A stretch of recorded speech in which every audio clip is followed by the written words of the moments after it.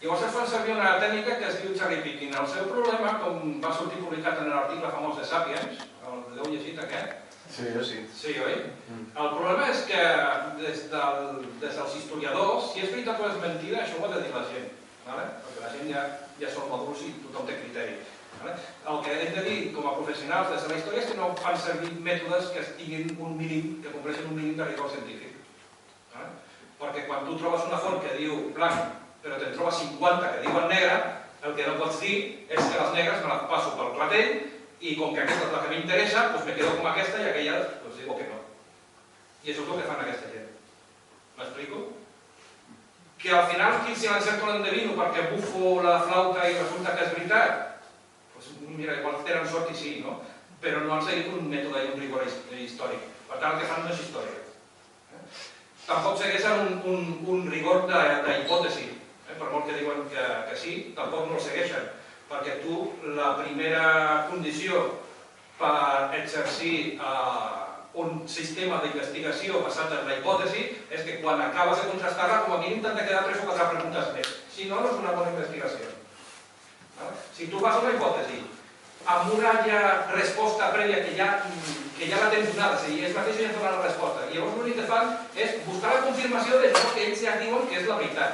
I al final resulta que, clar, com que van seleccionar només el que a ells interessa, resulta que sí, tenien raó. I ja està, i cap pregunta més. Això no és una investigació en base a hipòtesi, això és personar tot el solitari.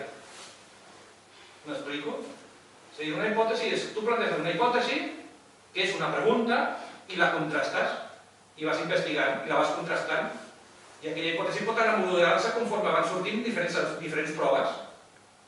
I al final, pot ser que es confirmi aquella hipòtesi o pot ser que no, però dependrà en funció de les proves, i això ells no ho fan.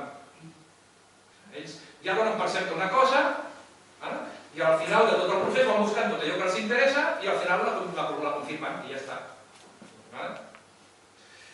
Això ja és una tècnica que se'n diu cherry picking. Ja suposo que heu sentit parlar perquè s'ha fet molt famós, no? És una traducció de l'anglès, algú no la sap, l'expliquem? Doncs resulta que si tu vas ensenyar a tothom que només 3 cireres de l'arbre que són de color blau, però només ensenyes només aquelles 3 cireres a tothom, doncs la gent acabarà pensant que les cireres són de color blau, no? Perquè és evident. Clar, si tu no li dius que l'arbre no són d'aquell color, ensenyes la resta de l'arbre i dius que no, que això és mentida o no l'ensenyes, doncs la gent s'acabarà creient que les cireres són de color blau i no vermell.